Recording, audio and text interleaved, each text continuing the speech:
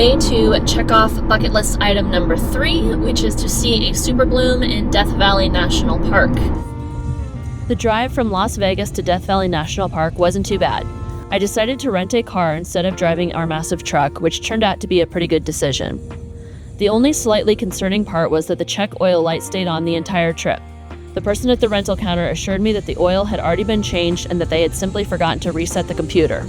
Even so, it was still a little unsettling to see that warning light pop on every single time I started the car. I made a quick stop at Walmart to stock up on food and snacks so I wouldn't have to spend a lot of money eating out. Food options inside Death Valley are pretty limited, so it was nice to be prepared. I had brought a cooler with me and loaded it up with enough food to last for the next 3 days of exploring. With food and water loaded up, it was finally time to enter Death Valley National Park for the first time. The drive into the park is long and quickly feels very remote, with civilization fading away mile by mile. Aside from the dead sky without a single cloud, it was a really beautiful drive with wide open desert stretching in every direction.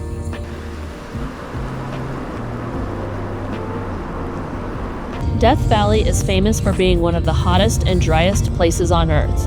In fact, the park averages only about 2 inches of rain a year, and summer temperatures regularly soar well above 120 degrees Fahrenheit. At first glance, it looks like a harsh, lifeless desert, but hidden beneath that dry soil is something incredible. Thousands, sometimes millions of wildflower seeds lie dormant in the ground, waiting patiently for the right conditions. Some of these seeds can survive for years, even decades, just waiting for enough rain to wake them up. Every once in a while, the desert gets exactly what it needs: steady rainfall during the fall and winter, warm sunshine, and calm weather. When all those ingredients line up just right, the desert explodes into color in an event known as a superbloom. I just got back from the visitor center, and it's always a great place to go. Anytime you go to a national park for the first time, go in, check it out, get the ever so famous and handy map, which you definitely need. And then it's been a minute since I've been in a national park, so I have my America the Beautiful pass. I had to get that renewed, so gotta make sure you have that. And there's a really great film that you can watch. They have a really big auditorium that's well AC'd and is about an 18-minute film, totally worth watching. And then check out the museum. A lot of great information. I really enjoyed checking that out.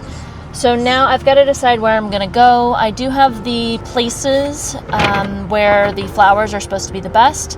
It is the middle of the day. Sun is at high overhead, which means hot and lots of shadows. So I'm going to probably go to one of the further places out and then start making my way back. Sunset is at 7 p.m. I want to make sure I get somewhere nice for sunset. And I'm just going to kind of go wander around and hopefully not get lost, because this is not a national park that you want to get lost in. It's only about 87 degrees out right now, but it's a hot 87 degrees. So yeah, not going to get lost. I'm going to stay on the paved roads and see what I can find. So let's go. Long before it became a national park, this harsh desert was home to people who knew exactly how to survive here. The Timbisha Shoshone tribe have lived in the Death Valley region for more than 1,000 years. They call this place, and I hope I'm saying this right, Tumpiza, which means rock paint, a reference to the red ochre found in the valley. Rather than staying in one place year-round, the Timbisha followed a seasonal pattern, spending winters in the valley where it was warmer and moving into the cooler mountains during the scorching summer months. They knew where to find water, edible plants, and game in a place that most people saw as completely unforgiving. Even today, the Timbisha Shoshone still live in the area and maintain deep cultural ties to the land. The name Death Valley itself came much later during the California Gold Rush in 1849. A group of pioneers attempting to take a shortcut to California became stranded here for weeks. Only one person from the group actually died, but as the survivors finally climbed out of the valley, one is said to have looked back and said, "Goodbye, Death Valley," and the name stuck. By the late 1800s, prospectors arrived searching for valuable minerals. The most famous discovery here was borax, sometimes called white gold. Borax was used in everything from soap and glass making to early detergents. Today the mines are quiet, the wagons are gone, and the valley is protected as Death Valley National Park, the largest national park in the lower 48 states. But the stories of the Timbisha people, the lost pioneers, and the rugged miners are still written into the landscape.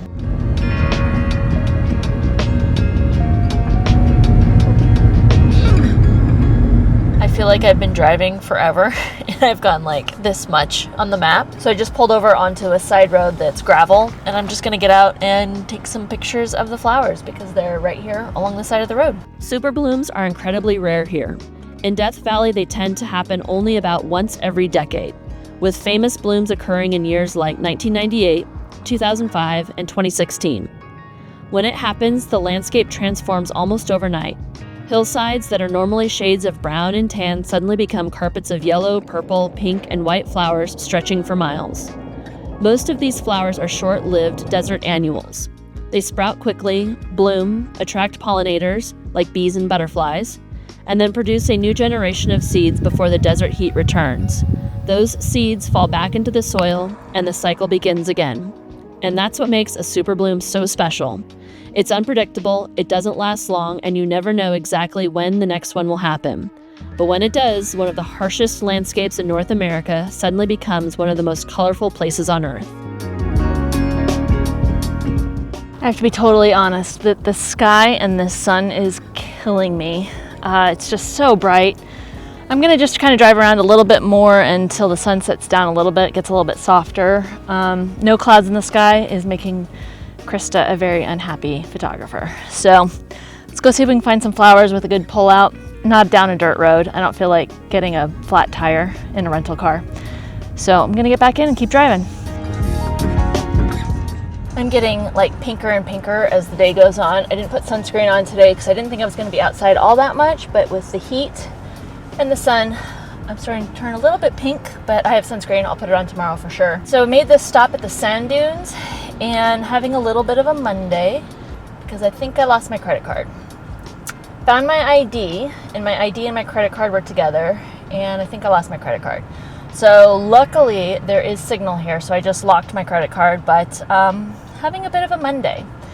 And then there's these beautiful fat caterpillars that are moving around through the sand dunes out here, and I was watching them a lot, which is probably when I lost my credit card because I was taking stuff in and out of my pockets, and I shouldn't have had that in my pocket still. They're in the parking lot, and there's a curb, and they can't get up, so I was like running around the parking lot picking up these little caterpillars, not with my hands, with a stick, and getting them over into the sand dunes area because I get stressed out when I see little creatures that can't get to their home. So that's just who I am.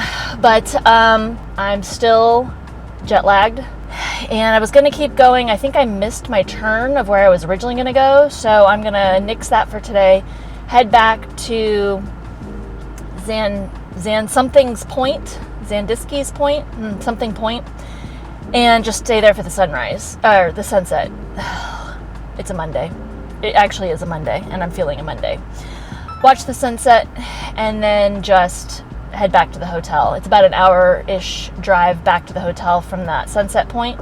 So I'm gonna go ahead and head back to that area, hope I find my credit card, and watch the sunset. No clouds, not gonna be a very pretty sunset, but at least the light will soften up. So let's go.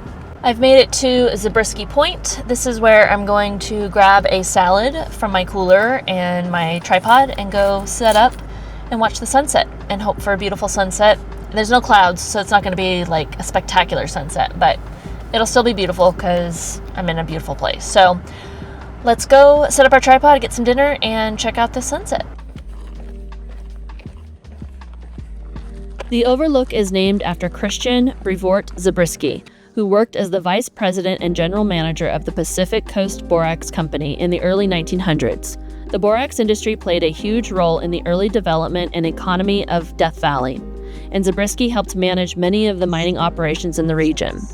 The viewpoint was later named in his honor to recognize his connection to the area's mining history. When you stand at the overlook, the view is pretty incredible. Instead of the flat salt basins that many people associate with Death Valley, you're looking out over a maze of golden and chocolate-colored badlands made up of deeply eroded hills and ridges.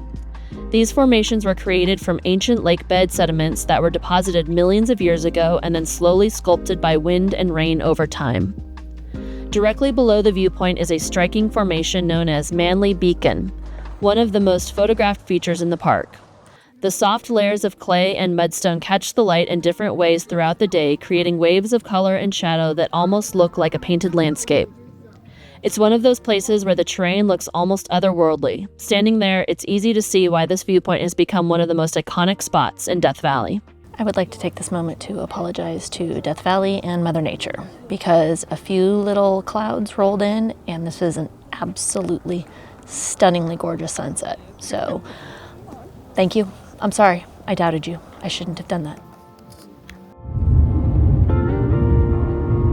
After the sun went down, I hopped back in the car and made the long drive back to the town of Pahrump where my hotel was. I stayed at the Best Western Pahrump Oasis, which was a bit further from the park entrance than I would have preferred. But the hotels inside Death Valley were well outside of my budget, so staying in Pahrump ended up being the more practical option. Home sweet home. It's the end of day 1. It's only about 9 o'clock and I'm checked into my hotel room. Nice room, it'll do the job. I am completely exhausted. The original plan was to wake up really early tomorrow and drive in for sunrise and get some great sunrise stuff and then come back for like the middle half of the day and then go back out in the evening to do another sunset and then possibly stay late and pull out my tripod and do Milky Way. But it's a really long drive. It's only an hour, but it's a really long hour because it's just like a straight road of nothingness. So I'm not sure if I want to do that drive 4 times tomorrow. We'll see. I don't know. I haven't decided yet. I'm going to go ahead and rinse off and get my pajamas, go to sleep, and set my alarm for sunrise, which would be like, I have to be walking out the hotel room at like 5 a.m. So I don't do a lot of sunrises in my life. You're gonna see a lot of sunsets, not a lot of sunrises. So I've got to figure that out. But I'm gonna pass out and we'll see what tomorrow brings. We'll see how well I sleep and your guess is as good as mine whether or not you'll get a sunrise tomorrow. Let's see. Good morning, beginning of day 2, and as you can see it's light outside and I am not in the park. I did not sleep very well last night. I don't sleep well in general, but definitely didn't sleep well last night and did not want to drive a bunch today being sleepy. So I got up about 8:30, went and had breakfast at the hotel, which is included, and it was a little bit sparse. It closed at 9:30, but it was already looking a little picked over. If you've ever been to Europe and had a European continental breakfast, you get really spoiled. So I just had a bowl of Cheerios, which is fine, except that I have a little bit of a dairy allergy and I drink milk. So you might hear a little bit of congestion. Apologize for that. I'm still going to eat ice cream. I try not to drink milk, but it's kind of all there was. So I am going to get a little bit of work done. I got a couple emails that came in that I've got to handle, and then I'm going to get packed up and head into the park and just kind of see what kind of trouble I can find. So I'm going to go ahead and get my work done, get the car gassed up, head into the park, and go on an adventure. So let's get going on day 2 of Superblooms.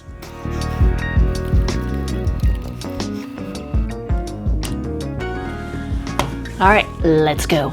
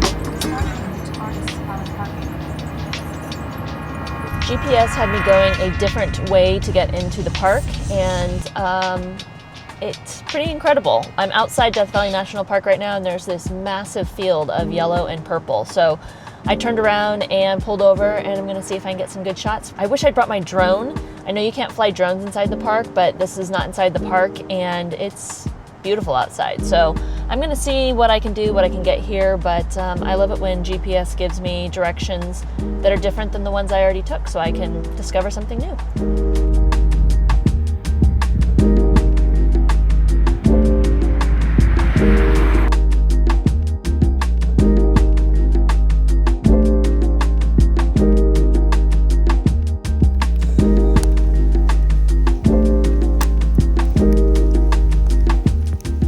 Anybody who shares adventures on YouTube like this and doesn't talk about the things that go wrong is not telling the whole story. So I am just at the entrance of this other part of the park, and I realized all that food that I bought and the lunches that I bought so that I didn't have to spend money inside the park, yeah, I forgot them. So I don't think my bowl of Cheerios is going to work for sustaining me till sunset, so I'm probably gonna have to go and spend money inside the park and buy something, which, you know, it's fine, I'll survive. But I did remember my sunscreen, so I am waiting for this giant bus of people at the sign to head out, and then I'm gonna go get a picture at this new entrance, Death Valley entrance sign, and we'll continue on. But yeah, forgot my food, spent money, took the energy and time, and I thought I was being smart, and then I just forgot it. So it happens. At least it's not my credit card. Oh wait, I already lost that.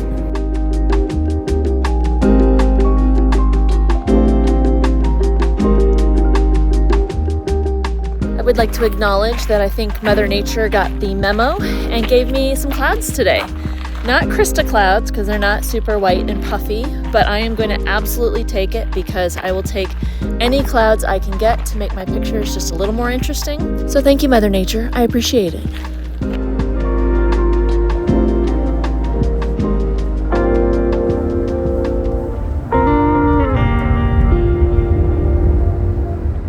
I officially understand what a super bloom is. Are you ready to check out this view? Let's go.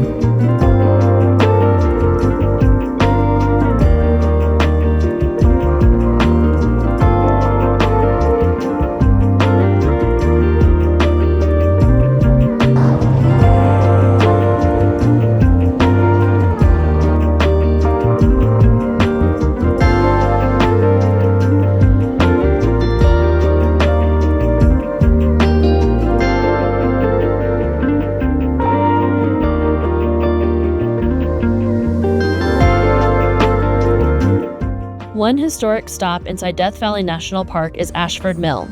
This site was once an important processing mill during the early 1900s when gold mining was booming in the area. Ore from nearby mines, especially those in the surrounding hills, was brought here to be crushed and processed so the valuable minerals could be extracted. The mill was built by the Ashford brothers, who were involved in several mining ventures in the region. Today, only the stone ruins remain, but they offer a glimpse into the rugged and industrious history of mining in Death Valley, when remote desert locations like this were bustling with workers hoping to strike it rich. One of my favorite parts of visiting any national park is searching for the native wildlife. Even in a place as harsh and dry as Death Valley National Park, there is still so much life if you slow down and look for it. It may seem like an unforgiving environment at first, but it is actually home to a surprising number of creatures that have adapted to survive here. While I was exploring, I spent some time watching a butterfly fluttering around the desert plants and a couple of small lizards darting across the rocks. I have no idea what species they are, but I found myself standing there for quite a while just observing them as they cautiously watched me back. Moments like this are always some of my favorites when I go out exploring.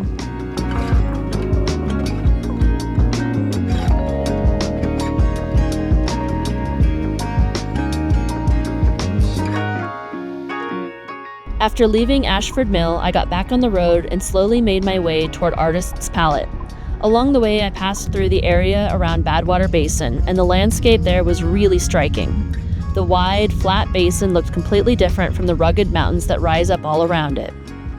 Badwater Basin is famous for being the lowest point in North America, sitting at about 282 feet below sea level.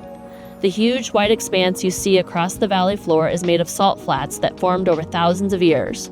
Long ago, this entire area was covered by an ancient lake called Lake Manly. As the climate became drier, the lake slowly evaporated and left behind thick layers of salt and minerals that now form the cracked geometric patterns across the basin.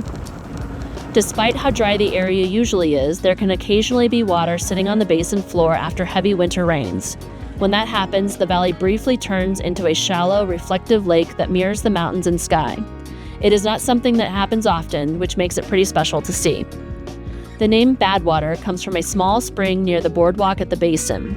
The water there looks tempting in such a hot, dry place, but it is far too salty to drink. Early travelers and surveyors discovered that their animals would refuse to drink from it, leading them to label the spot simply as Badwater, a name that has stuck ever since. This comes the moment in the show where I have to decide, do I want to or do I don't? I'm at the Badwater Basin. It is absolutely beautiful to drive by, and I got some beautiful video of it from far away. But now I'm at the parking area where you can get out and walk out onto the salt flats, and I think I'm gonna skip this. There's a lot of people here. It is really hot, and by really hot I mean 85. I just want to put in perspective that it does get up to over 120 regularly here. And I just came from Finland where it was 9 degrees, which is much more my jam. So I think that my fair-skinned butt is going to enjoy this from the car and keep driving.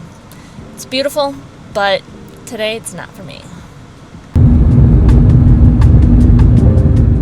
I'm starting to get a little bit cranky because it's been over 7 hours since breakfast. And so since I was smart enough to leave my lunch in the hotel room, I'm going to stop here at the Oasis at Death Valley, which is very strange. It's like this city in the middle of the desert of nothingness. It's fascinating.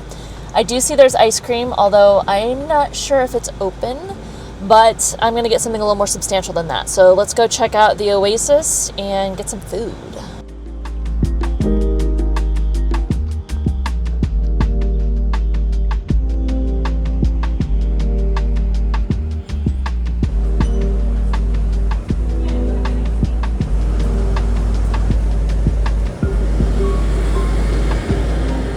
Found a little grocery store inside here and got some food. Evidently the power went out not too long ago and it just came back on, so I got lucky with that. But I got a sandwich and a cream soda, which I don't usually drink a lot of soda, but I needed it. And then a Twix ice cream bar, which I should probably eat first because I think it's gonna melt. And yeah. That's about $25, which is about what I spent for all my other groceries. Costly mistake forgetting that all my food in the fridge in the hotel room, but I'll survive.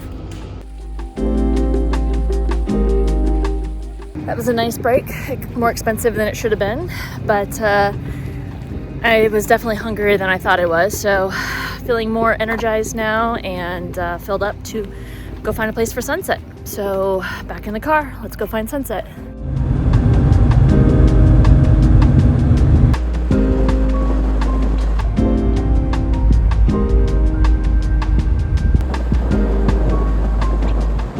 One of the things I love about solo travel is I get to make all the decisions. I decide where I'm going, when I'm going, what time I wake up, what time I go to bed, all that good stuff, which I love. The downside is I have to make all of the decisions. So you do get a little bit of decision fatigue. So I was just at Artist's Palette, and I know that's a good place for sunrise, but I don't think it's going to be a good place for sunset. There are a small spattering of clouds over the mountains where the sun's going to set, and so I'm trying to decide if I go back to Zabriskie Point and do another sunset there, because obviously I know that's a beautiful place for it, or do I go back to the hotel and get up early for sunrise at Artist's Palette? So I've got to make that decision. So I've got to go down this little one-way away from Artist's Palette, and then I have to make a decision. So here I go, thinking.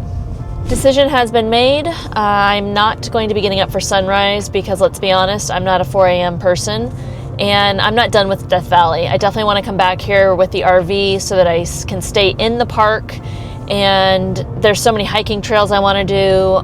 So I'm just going to wait and do sunrise for that. That doesn't matter if there's wildflowers or not. So I'm going to be heading back to the hotel. I do have to go by Zabriskie Point either way. So I'm probably going to go ahead and stop there and do the sunset there because I really hate to waste a beautiful sunset somewhere. So that's going to be the decision. We're doing sunset. We are not doing sunrise. This is going to be our last few hours inside the park for now.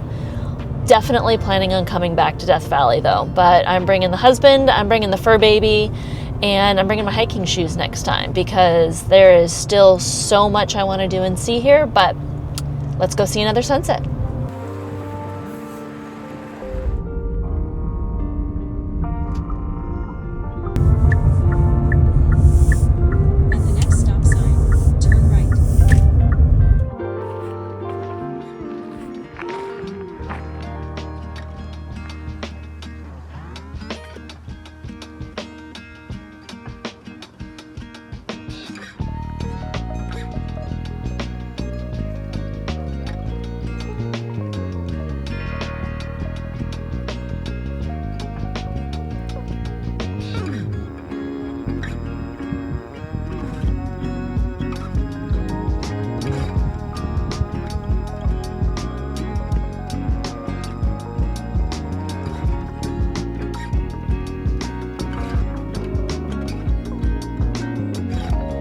Before I close out with that final sunset, there's a surprising day 3 to today. I woke up this morning and saw a forecast that it was partly cloudy, and I got super excited and I packed up everything and I ate some real fast breakfast and got checked out of the hotel, stepped outside, and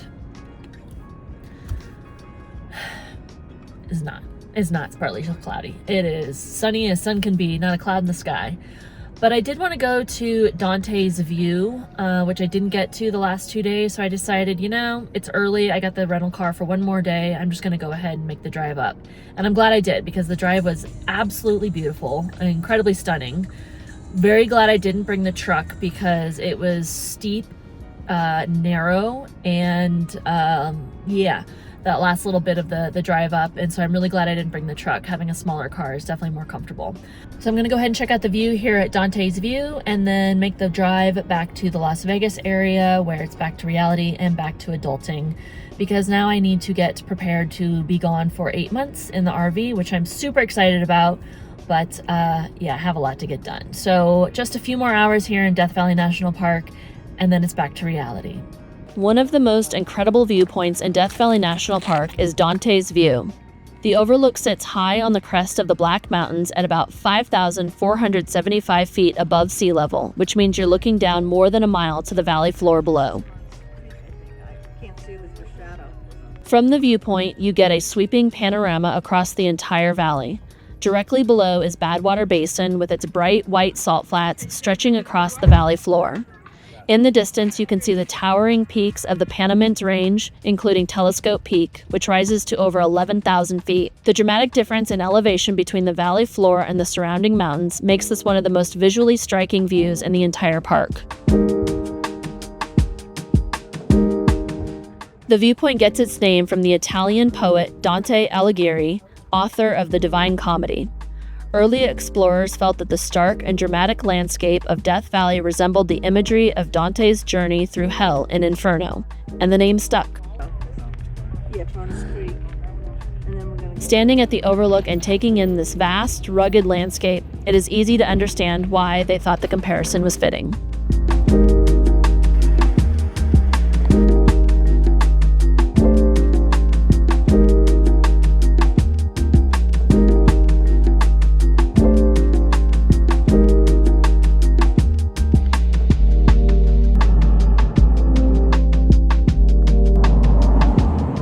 Seeing the Superbloom in Death Valley National Park was something really special, and I'm so glad this was my third stop on my 1,000 bucket list journey.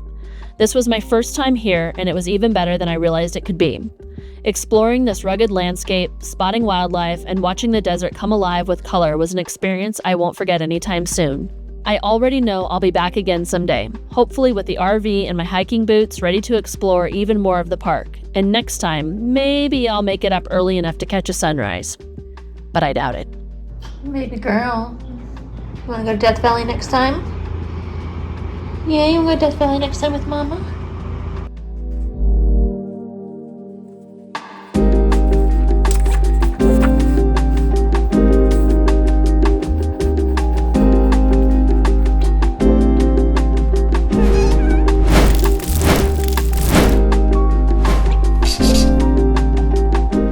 In this video, I featured the Desert Superbloom hat. You can get the pattern. There is a link in the description below.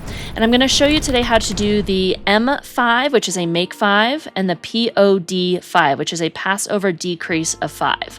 So the M5, really easy. In the stitch that you need to be working that increase in, basically what you're doing is you're turning one stitch into 5. So you're going to go into that stitch as if to knit, wrap it around, bring it through, but don't pull it off that left needle. Yarn over the right needle, so now you've made 2 stitches. Go back into that same stitch. Now there's 3 stitches. Yarn over the right needle and into that stitch again. And now you've turned 1 stitch into 5. And that's going to be how you do that make 5. Now let me show you. If you hold your yarn in your right hand, it's the same thing. All you're doing is knitting and yarning over. So if you hold your yarn in your right hand, you're going to go into that stitch as if to knit. Don't slip it off the left needle. Wrap it around the right needle. Into the stitch again as if to knit. Don't take it off. Now you've created 3 stitches. Wrap the yarn around the right needle and then into that stitch one more time, and that's going to create that 5th stitch. You've turned 1 stitch into 5 stitches, so you've done an increase of 4, and that's all there is for that make 5. So I'm going to go ahead and get to the point where you're going to do the decrease. So I'm going to finish out this row, and then I've got a few more rows to get to that decrease. So I'll see you, and we'll be ready to do that POD5. And now how to do the POD5, which is pass over decrease 5. So since you did that massive increase with the make 5s and then worked some rows, now you need to decrease those, and that's what's going to create this really nice little sort of flower looking stitch pattern. And so this, again, really easy, much easier than you think. All you're going to do is over the next 5 stitches, you're going to work by slipping all the first 4 stitches as if to knit one at a time. So slip 1, 2, 3, 4, knit the next stitch, and then pass those 4 slipped stitches one at a time over that knit stitch. So 1, 2, 3, and 4. And so now you did that massive increase, we just did a massive decrease. We turned 1 stitch into 5 down here, and you just turned 5 stitches into 1 up here. And that's all there is for that decrease. I'm going to do that one more time. If you hold your hand in your, if you hold the yarn in your right hand, again, same idea. All you want to do, the biggest thing is make sure that you're slipping as if to knit. So slip 1, 2, 3, 4.